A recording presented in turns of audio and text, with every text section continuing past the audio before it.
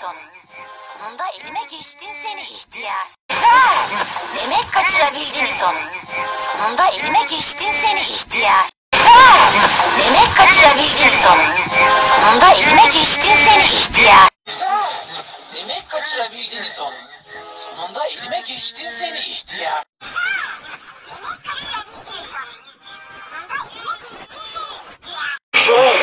Demek kaçırabildiniz onu. Sonunda elime geçtin seni ihtiyar. Demek kaçırabildiniz onu. Sonunda elime geçtin seni ihtiyar.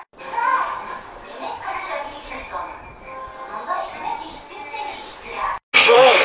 Demek kaçırabildiniz onu. Sonunda elime geçtin seni ihtiyar. Demek kaçırabildiniz onu. Sonunda elime geçtin seni ihtiyar.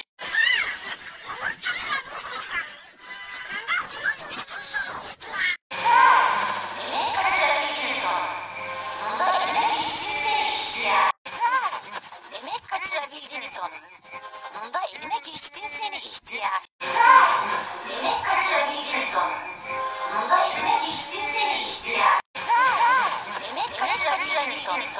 Sonunda elime geçtin seni ihtiyar.